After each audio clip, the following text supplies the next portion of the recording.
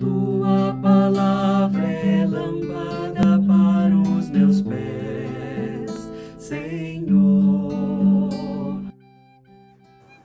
Bem-vindo, bem-vinda ao nosso encontro com a palavra lâmpada para os meus pés. Em nome do Pai, e do Filho, e do Espírito Santo. Amém. O evangelho proposto, Marcos, capítulo 4, versículo 35 a 41. Naquele dia, ao cair da tarde, Jesus disse a seus discípulos: Vamos para a outra margem. Eles despediram a multidão e levaram Jesus consigo, assim como estava na barca. Havia ainda outras barcas com ele. Começou a soprar uma ventania muito forte, e as ondas se lançavam dentro da barca, de modo que a barca já começava a se encher. Jesus estava na parte de trás, dormindo sobre um travesseiro. Os discípulos o acordaram e disseram: Mestre, estamos perecendo e tu não te importas? Ele se levantou e ordenou ao vento e ao mar: Silêncio, cala-te. O vento cessou e houve uma grande calmaria. Então Jesus perguntou aos discípulos: Por que sois tão medrosos? Ainda não tendes fé? Sentiram um grande medo e diziam uns aos outros: Quem é este a quem até o vento e o mar obedecem? Irmãs e irmãos, este trecho que acabamos de ouvir está na sequência, uma espécie de síntese ao conjunto do que aconteceu até aqui, com Jesus e os discípulos na atividade missionária de Jesus. Te proponho um exercício curioso. Quem dera você se ocupasse essa semana em ler repetidas vezes o capítulo 4 e 5 de Marcos. Tem uma sequência muito curiosa, muito emblemática. Do ponto de vista pedagógico e catequético, dá para a gente ter uma síntese muito interessante. O texto de hoje começa assim: Naquele dia, ao cair da tarde, o dia do ensino das parábolas, um longo e exaustivo dia de ensino. Termina esse dia, cai a tarde, Jesus diz aos discípulos: Vamos para outra margem. Na sequência, o que vai acontecer é uma série de 4 eventos importantíssimos. O texto ainda traz umas notas importantes. Eles despediram a multidão e levaram Jesus consigo, assim como estava na barca. Havia ainda outras barcas com ele.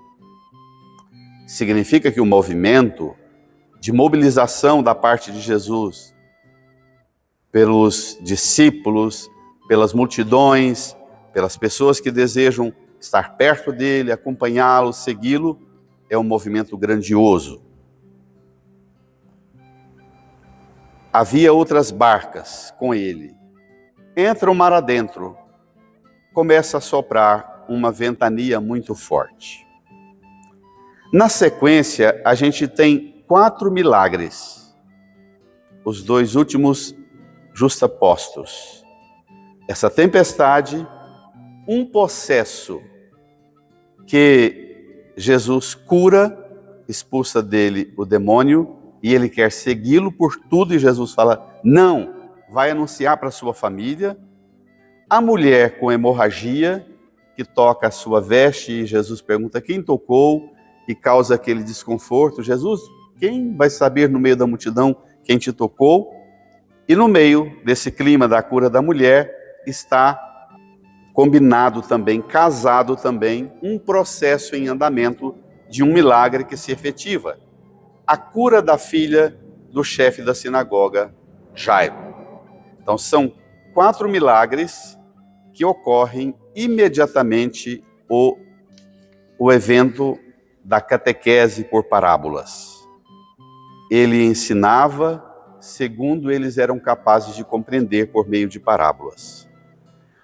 4 milagres no mesmo dia. No mesmo dia, fim de uma atividade intensa de formação.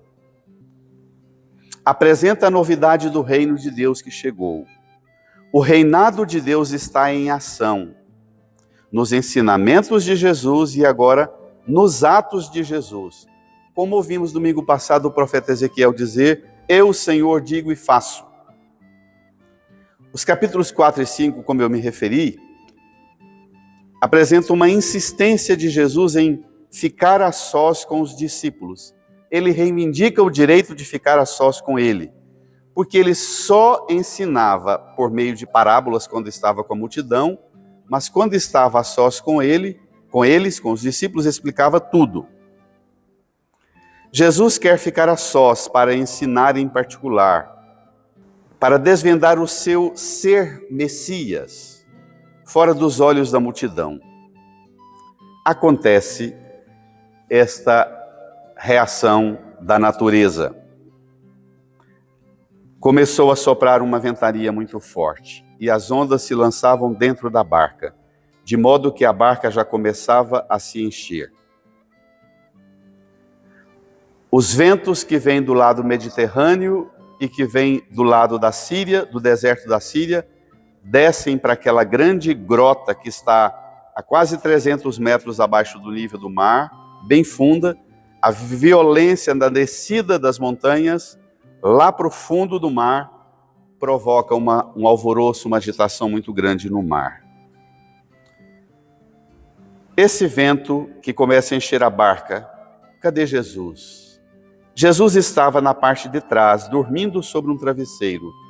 Essa parte de trás é o lugar do timoneiro, aquele que conduz o barco na direção que é preciso. O travesseiro, muito provavelmente, a almofada onde o timoneiro sentava, para ter um conforto pelo trabalho zeloso e muito responsável de conduzir a barca na direção certa. Lembra uma outra passagem? O Filho do Homem não tem onde reclinar a sua cabeça. Já ouviu? Aqui, Jesus no lugar de trás, dormindo sobre um travesseiro, a almofadinha do timoneiro trabalhar. Ele não tem onde descansar. Descansa no lugar que o outro trabalha. Os discípulos o acordaram e disseram, Mestre, estamos perecendo e tu não te importas? Jesus está dormindo. Lembra domingo passado o semeador que saiu a semear a semente e depois vai dormir, acorda e a semente cresce? Jesus espalhou a semente nas parábolas, nos ensinos das parábolas, agora foi dormir. Os discípulos ouviram a parábola e não aplicam a parábola. Ele semeou e agora ele dorme. E eles dão uma bronca em Jesus. Estamos perecendo e tu não te importas, mestre? Uma bronca que dão a Jesus. Você reza assim, dando bronca em Deus, em Jesus?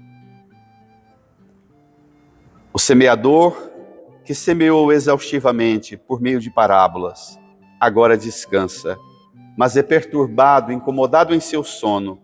Tu não te importas? Estamos perecendo? Ele se levantou e ordenou ao vento e ao mar, silêncio, cala-te. O mesmo que ele disse ao demônio lá nos domingos nossos, no começo do ano, lembra? Jesus está na sinagoga, um homem possuído pelo demônio grita, eu sei quem tu és o santo de Deus, vieste para nos destruir. Lembra? E Jesus diz, silêncio, cala-te. O mesmo que Jesus diz ao demônio, ele diz agora ao mar, ao vento e ao mar, silêncio, cala-te. O vento cessou e houve uma grande calmaria. A agitação do mar sugere uma investida do mal. Ele ameaça e impõe silêncio, como no capítulo 1, versículo 25, quando diz ao demônio, silêncio, cala-te. No mesmo instante, o vento cessou houve uma grande calmaria. Irmã, irmão. Então Jesus perguntou aos discípulos: por que sois tão medrosos? Ainda não tendes fé? Fé em Jesus e no poder que atua por meio de Jesus. Vocês ainda não têm? Ainda que os discípulos já tenham escutado nos ensinos de Jesus que há uma nova voz de comando, insistindo lá desde o capítulo 1 de Marcos, mandando calar a voz do mal. Os discípulos não aplicam o ensino.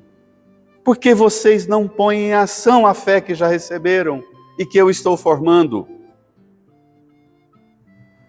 Eles sentiram um grande medo e diziam uns aos outros: quem é esse a quem até o vento e o mar obedecem? Sim, também no capítulo 1, versículo 27, o povo dizia: quem é esse a quem até os espíritos maus obedecem? Sim, o tempo do caos acabou. Sim, o tempo das desordens espirituais da parte do demônio, ou do caos da criação, da desordem da criação acabou. Sim, um tempo novo chegou. O problema, irmã e irmão, é mais grave. O povo reage, também os discípulos. Quem é este a quem até o mar, o vento e o mar obedecem? Como lá no capítulo 1, 27, quem é este a quem até os espíritos maus obedecem? Este é o problema. O demônio obedece Jesus e nós obedecemos? Você obedece? O Papa Bento XVI diz nos textos dele que nos tempos atuais da igreja, nenhuma ventania sopra tão violentamente e provoca tantos açoites e sacudidas na barca da igreja nos dias de hoje, mais violentas e furiosas do que as ideologias que entraram para dentro do cristianismo e da igreja, as ideologias de direita e de esquerda, todas elas. Essas ideologias querem que a gente obedeça às correntes ideológicas e querem, inclusive, que os bispos e o Santo Padre, o Papa, obedeçam os manuais das correntes ideológicas. Não são correntes que obedecem o comando de Jesus e o comando da Santa Igreja. Portanto, essas correntes, elas são mais perigosas do que Satanás hoje na igreja. Porque Satanás, Jesus manda e Satanás obedece. O problema é que essas correntes não obedecem. As correntes de direita e de esquerda. Anote aí. Os espíritos mal do demônio, o mar, o dominar as águas, enfurecido, protótipo das forças em oposição a Deus. Sim, Deus domina. Sim, em Jesus o tempo do silêncio do mal chegou. Sim, em Jesus o tempo da voz do mal comandar acabou. E a voz dessas ideologias que querem gritar dentro da igreja e na porta das igrejas e nas redes sociais, essas correntes diabólicas e satânicas, de direita e de esquerda, que gritam violentamente querendo açoitar a barca, o tempo dessas correntes ideológicas acabou. Deus reina, onde o mal não domina mais, e onde a força da violência, da ventania e a fúria babenta de veneno das correntes ideológicas não vão dominar. Silêncio. Escutemos a Santa Igreja, o Santo Padre, o Papa Francisco e os bispos, os legítimos sucessores dos apóstolos. Silêncio, cala-te, sai dele. A voz de Deus é o fim da voz do demônio. A voz de Deus é o fim da voz das correntes ideológicas também. Bom domingo, na escuta da voz do Senhor.